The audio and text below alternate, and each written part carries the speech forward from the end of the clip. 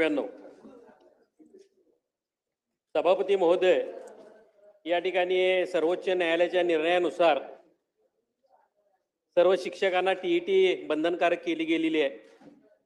RT act प्रमाणे 13 February 2013 नंतरच्या शिक्षकांना खऱ्या अर्थाने टीईटी होती, परंतु या न्यायालयाच्या निर्णयानुसार ज्यांची नोकरी 5 वर्षापेक्षा जास्त आहे, प्रश्न विचारा. त्यांना 2 मिनिटं सांगतो त्याच्यामध्ये त्यांनी बंधनकारक केलेलं आहे. जे 5 वर्षापेक्षा कमी आहे त्यांना बढतीसाठी त्या ठिकाणी टीईटी कंपल्सरी केलेली आहे. मला या अनुषंगाने एवढंच विचारायचं होतं की या निर्णयाविरुद्ध शासन म्हणजे 5 एप्रिलला त्या ठिकाणी मोठा मोर्चा राज्यात निघाला. त्या अनुषंगाने या ठिकाणी शासन 5 डिसेंबरला त्या ठिकाणी रिव्ह्यू पिटिशन दाखल करणार का, ती खात्री केली की तुम्ही रिव्ह्यू पिटिशन या ठिकाणी शासनाच्या वतीने दाखल होणार का, एक पहिला प्रश्न. दुसरा प्रश्न असा आहे की याचा एक तर अभ्यासक्रम कुठला ठराविक नाहीये, तो अभ्यासक्रम काय तयार केला जाणार का, आणि यासाठी कालावधी त्या शिक्षकांना रजा अभ्यासासाठी किमान 6 महिने वर्ष रजा मिळणार का, आणि वर्षातून ही परीक्षा किती वेळा होणार. मंत्री महोदय.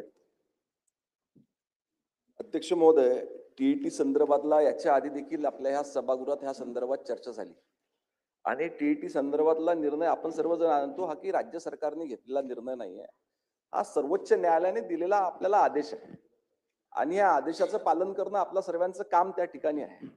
तरी देखील शिक्षकांचं कुठेही त्या ठिकाणी नुकसान होऊ नये याच्याकरिता राज्य सरकारने पुनर्लोकन याचिका दाखल करण्याचा निर्णय त्या ठिकाणी घेतला होता. परंतु आपल्या विधी व न्याय विभागानं त्यामध्ये संदर्भ दिला की हे दाखल करणं योग्य होणार नाही. तरी देखील आपल्या सर्वांच्या भावना लक्षात घेता आपण इतर राज्यांनी जे दाखल केलं त्याच्या प्रती मागवितो आहे. त्या घेऊन आपण पुन्हा एकदा शिक्षण विभाग पुन्हा एकदा विधी व न्याय विभागाला सांगेल की इतर राज्यांनी केलं आहे, त्याच्यामुळे आपण देखील दाखल केलं पाहिजे.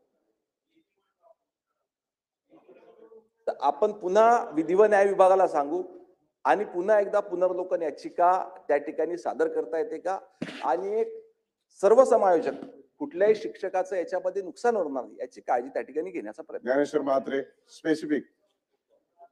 सभापती महोदय, मंत्री महोदय, सुप्रीम कोर्टाने जे जजमेंट दिलं आहे त्याविषयी सगळीकडे चर्चा संभ्रमावस्था, आपण याविषयी बोलला आहात, पण एक माणूस म्हणून आपल्याला शिक्षकांच्या सोबत राहावं लागणार आहे. खूप मोठी संख्या या टीईटीच्या संदर्भात आहे, त्याचा रोष उद्भवला आहे. माझी विनंती राहील की आपण खूप छान उत्तर दिलं आहे, पण या शिक्षकांना आपण कुठेतरी त्यांच्या पाठीशी उभं राहायला गेलं पाहिजे. आपण जे म्हटलेलं आहे त्या पद्धतीमध्ये लवकरात लवकर याविषयी विधी तज्ञांशी बोलून आपण त्या बाबतीत निर्णय घेतला पाहिजे अशी माझी विनंती आहे. रिपीट झाला प्रश्न. ठीक आहे. सत्यजित तांबे.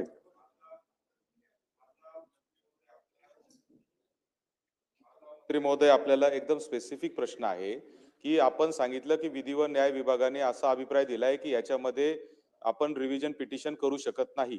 तर विधी व न्याय विभागाने दिलेली जी माहिती असेल किंवा जे उत्तर असेल किंवा जो अहवाल असेल तो आपण सभागृहाच्या पटलावर ठेवणार का. मंत्री महोदय. निश्चितपणे सभागृहाच्या पटलावर ठेवण्यात येईल. हा, पॉइंट ऑफ प्रोसिजर काय. शशिकांत शिंदे. शशिकांत शिंदे बोला. ओके. प्रश्न क्रमांक 4 5825 सदाभाऊ खोत. प्रश्न क्रमांक 4 5825. मंत्री महोदय. वितरित केल्याप्रमाणे